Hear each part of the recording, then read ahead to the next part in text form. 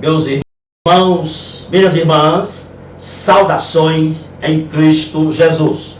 Eu quero falar nesse instante sobre o tema Evangelho, a resposta ao dilema humano. 1 Coríntios 2,2 diz a Bíblia: porque nada me propus a saber entre vós, senão a Jesus Cristo e este crucificado. Meus irmãos, nos púlpitos de muitas igrejas evangélicas, há muitos discursos seculares com tintura bíblica. Ou seja, Jesus, a cruz, a ressurreição e a volta de Jesus são mencionados superficialmente. A verdade é que a igreja moderna está tendo dificuldade em se pautar exclusivamente pelas Escrituras. Muitos pastores e pregadores estão se deixando formatar secularmente, ou seja, estão se deixando formatar com muita filosofia, com muita sociologia, antropologia e psicologia. E se os apóstolos, por exemplo, se assistissem um culto, um sermão da igreja moderna, eles ficariam assustados. Com certeza, eles, os apóstolos, ouviriam a secularização reinando. Eles ouviriam o tempo todo o pregador citando filósofos, sociólogos, antropólogos e poetas seculares. Em 1 Timóteo 2,2, Paulo foi muito enfático. Ele, escrevendo ao jovem pastor Timóteo, Paulo diz: e o que de minha parte ouviste, através de testemunhas, transmita a homens fiéis, que sejam idôneos para também ensinar os outros. A recomendação de Paulo a Timóteo começa com o conteúdo da fé cristã e não com teoria secularizante sobre fé. Paulo foi enfático. Ele diz: o que de minha parte ouviste, Timóteo?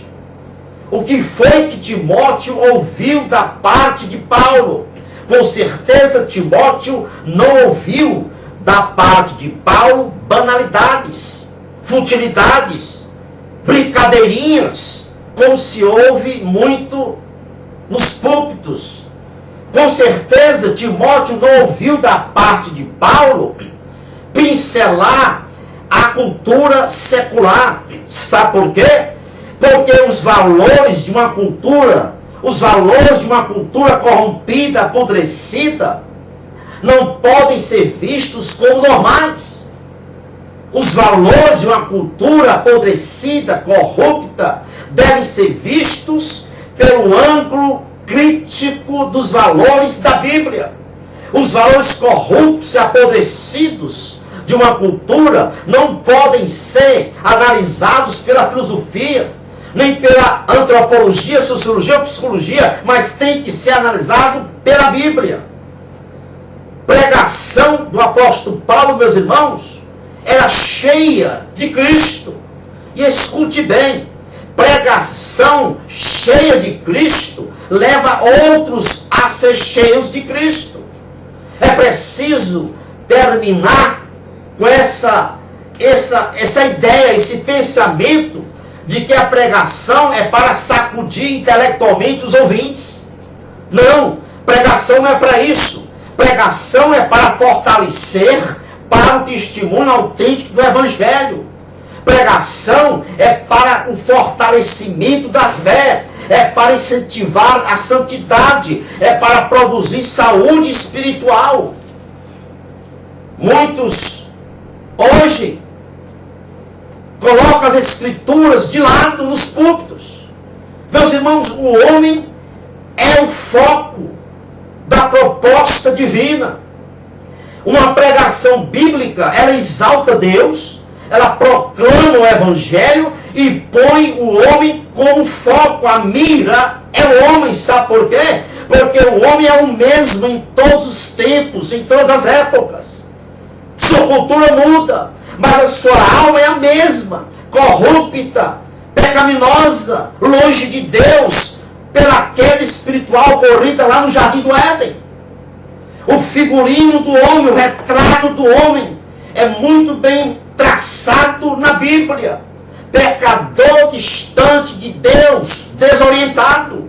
Este é o retrato que a Bíblia faz do homem. Por isso que a Bíblia é a única resposta para o homem perdido e desorientado. A única resposta para o dilema humano é a Bíblia. O resto é discurso oco, é discurso vazio. A Bíblia é fantasticamente atual. Portanto, o que tem que ser pregado no púlpito é Bíblia. Somente Bíblia e nada mais do que Bíblia. A Bíblia é um livro, meus irmãos, vital. Sabe por quê? Porque é o único livro que aponta o caminho da salvação. Não tem outro livro. Pregar a Bíblia não é pregar conceitos religiosos, não é pregar conceitos culturais, mas é dizer que existe uma proposta feita por Deus ao homem perdido. A pregação bíblica é aquela que afirma que a fé cristã é a única fé válida. A fé cristã não é uma a mais entre outras fés.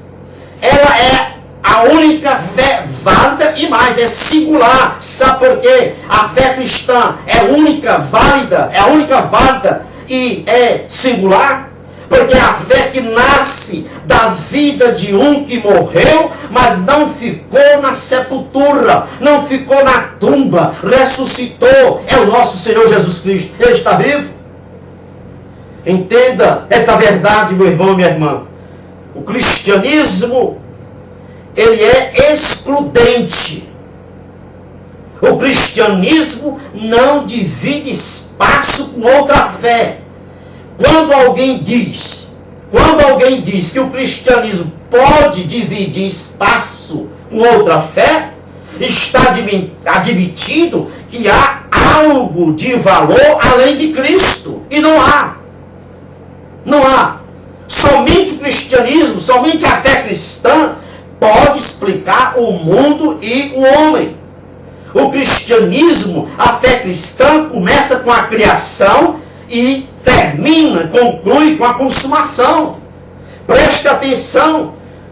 O cristianismo e a fé cristã começam em Gênesis, com no princípio, e termina em Apocalipse com amém. Portanto, a fé cristã abarca tudo, explica tudo. A Bíblia é um livro extraordinário e excepcional. Sabe por quê? Porque é a única maneira de compreender bem o mundo e o homem é através da Bíblia. Quem quer entender o mundo e o homem fora da Bíblia, cai no vazio, cai no vácuo.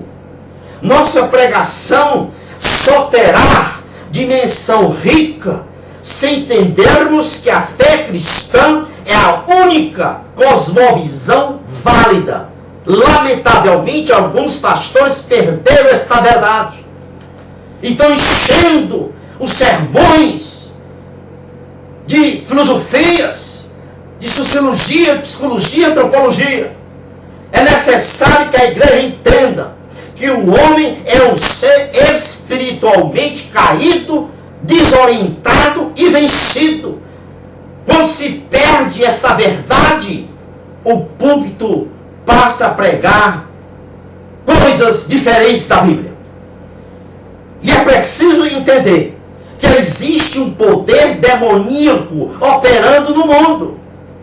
E que Jesus é a intervenção de Deus na história para saquear o poder maligno, restaurar o homem, salvando-o da condenação eterna. Esta é a síntese do Evangelho. Quem perde isto de vista, começa a pregar banalidades do púlpito. Meus amados irmãos, é preciso entendermos que a vida de todos os homens, seja ele quem for, pode ser um rei, uma rainha, um presidente de república, pode ser juiz, senador, deputado, governador, prefeito, a vida de todos os homens, grandes e pequenos, ricos e pobres, todos, a vida de todos caminha para um dos dois lugares que Deus pode determinar: o céu e o inferno. E a igreja tem a única alternativa para os homens, é o Evangelho. Nós temos, a igreja, o privilégio de ministrar o Evangelho aos homens.